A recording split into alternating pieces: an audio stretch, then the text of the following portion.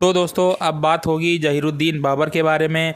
ये वो बहादुर होशियार इंसान था जिसने हिंदुस्तान की सबसे मजबूत और सबसे बड़ी हुकूमत करने वाली सल्तनत बनाई।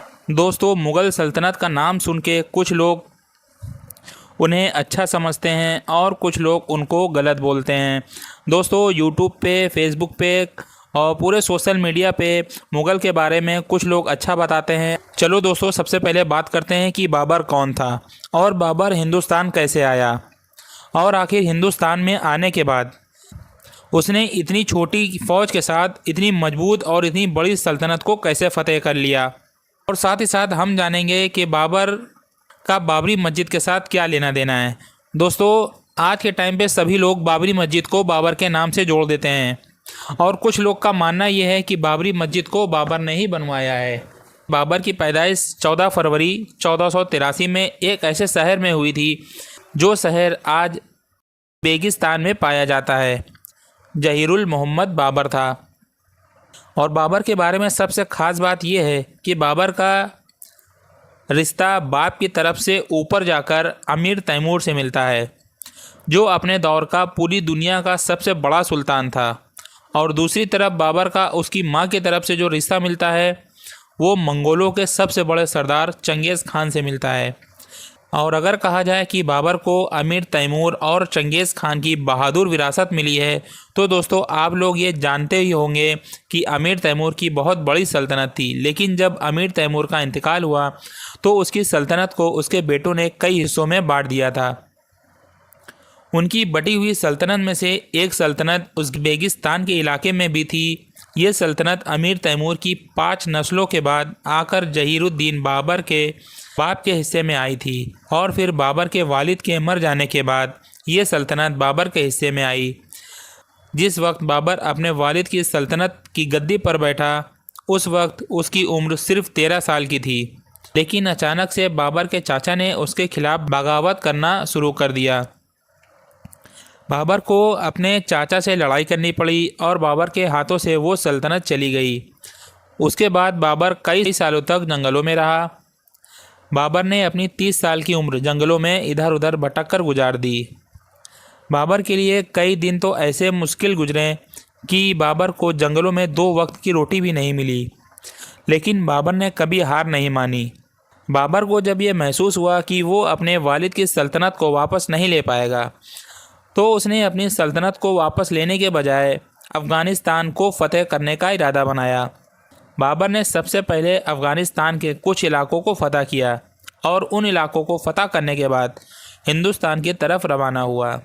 जिस वक्त बाबर हिंदुस्तान को फ़तह करने के लिए हिंदुस्तान में आया था उस वक्त बाबर के पास सिर्फ 13,000 की ही फ़ौज थी और उसका सबसे पहला मुकाबला पठान सल्तनत के सरदार यानी इब्राहिम लोदी से हुआ। इब्राहिम लोदी के पास करीब 1 लाख की फ़ौज थी। इब्राहिम लोदी को यही लग रहा था कि बाबर इतनी छोटी सी फ़ौज को लेकर उसका क्या बिगाड़ पाएगा। इब्राहिम लोदी के पास 1 लाख की फ़ौज के साथ साथ हज़ारों की तादाद में हाथी भी मौजूद थे।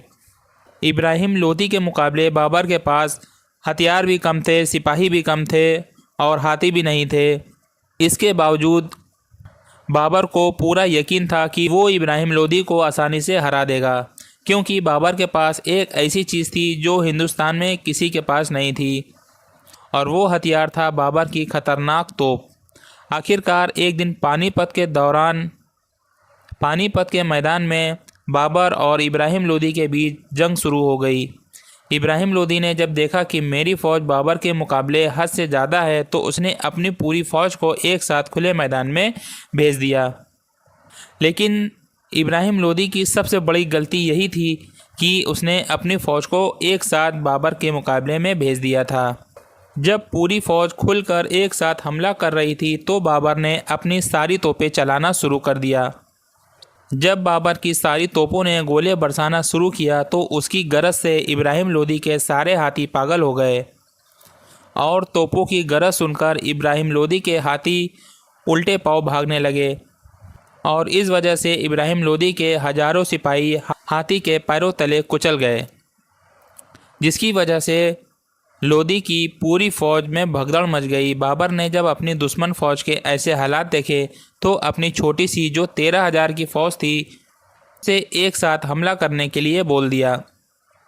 बाबर का ये हमला इतना तेज था कि लोदी चाह कर भी उस हमले को नहीं रोक पाया और जंग में लोदी खुद भी मारा गया। इस तरह से हिंदुस्तान में बाबर को पहली फतह मिली और इस जंग को जीतने के साथ बाबर ने हिंदुस्तान में मुग़ल सल्तनत की बुनियाद रखी। इब्राहिम लोदी को हराने के बाद बाबर पूरी शान शौकत के साथ दिल्ली में दाखिल हुआ। उस वक्त दिल्ली के सारे किलों पर मोदी की फैमिली का ही कब्जा था, लेकिन बाबर ने इब्राहिम लोदी की मां से एक शर्त रखी।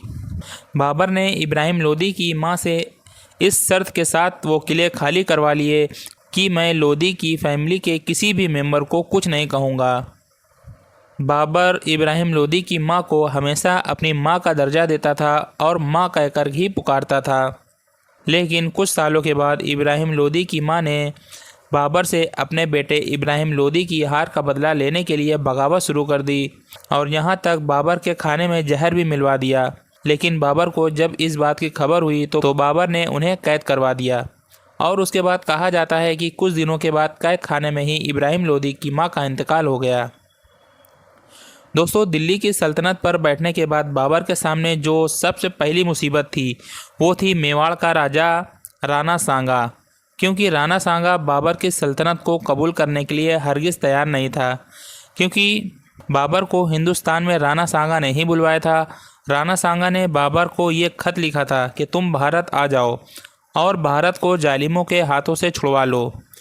राणा सांगा ये सोच रहा था कि शायद बाबर भी अपने बाप अमीर तैमूर की तरह हिंदुस्तान को सिर्फ फतह करके और इसे लूट करके वापस चला जाएगा और जब लोदी सल्तनत लूट जाएगी तो हम सब राजपूत मिलकर एक साथ एक बड़ी सल्तनत कायम कर लेंगे।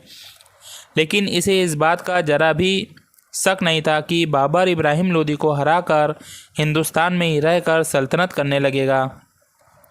जब बाबर ने दिल्ली पर सल्तनत करना शुरू किया तो राणा सांगा ने बाबर की सल्तनत से इनकार कर दिया और साथ ही आपको बता दें कि राणा सांगा ने सिर्फ बाबर को भारत में नहीं बुलाया बल्कि इस साथ में ये भी कहा था कि वो इब्राहिम लोदी के खिलाफ बाबर का जंग में साथ भी देगा।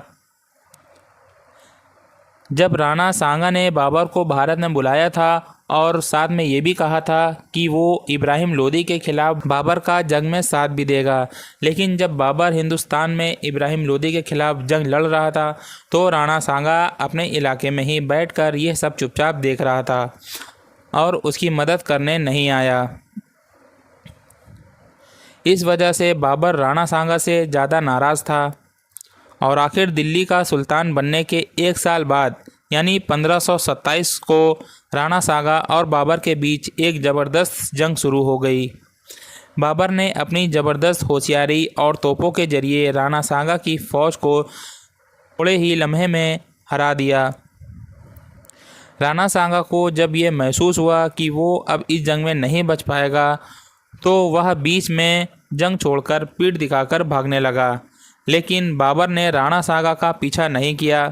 कहा जाता है कि बाबर से हारने के ठीक एक साल के बाद राणा सांगा की मौत हो गई और फिर एक दो साल के बाद ही यानी 1530 में खुद बाबर की भी मौत हो गई। दोस्तों, अगर बात करी जाए बाबर की कब्र के बारे में तो क्योंकि बाबर ने ये नसीहत करी थी कि उसको मरने के बाद उसके पुराने वतन यानी काबुल में ही दफनाया जाए, तो इसलिए बाबर को उसके बेटे हुमायूं ने काबुल में ही दफना दिया। आज भी बाबर की कब्र काबुल शहर में मौजूद है। दोस्तों, बाबर की मौत के बारे में ये एक कहानी भी मशहूर है कि बाबर का बेटा यानी हुमायूं, जिससे बाबर बहुत प्यार करता था, एक बार बीमार हो गया। हुमायूं को बीमार देखकर बहुत ज़्यादा परेशान रहा करता था बाबर। बाबर हमेशा रो रो कर यही दुआ मांगता था कि ए अल्लाह, तू मेरे बेटे हुमायूं को ठीक कर दे, चाहे तो हुमायूं के बदले मेरी ज़िंदगी ले ले, मेरी उम्र भी हुमायूं को दे दे। और कहा जाता है कि अचानक से एक दिन हुमायूं ठीक हो गया। जिस दिन हुमायूं ठीक हुआ उसी दिन से बाबर बीमार रहने लगा और क्योंकि मुग़लों के बारे में सबको अलग अलग इतिहास पढ़ाया जाता है, जहां एक तरफ कुछ लोगों को मुगलों का सिर्फ अच्छा किरदार दिखाया जाता है। आज के इस दौर में अगर बाबर बादशाह से जुड़ी कोई चीज़ सबसे ज़्यादा मशहूर है तो वो बाबरी मस्जिद है, क्योंकि बाबरी मस्जिद बाबर के ही एक अजीम सेनापति यानी मीर बाकी ने बनवाई थी। बहुत से लोग इस गलत फहमी में रहते हैं कि बाबरी मस्जिद मुगलों के पहले बादशाह यानी बाबर ने बनवाई थी, जबकि ये उनकी गलत फहमी है, क्योंकि ये मस्जिद बाबर ने नहीं बनवाई थी, बल्कि बाबर का तो अयोध्या में कभी जाना ही नहीं हुआ। वहाँ जाने का उनका कोई सबूत ही नहीं है।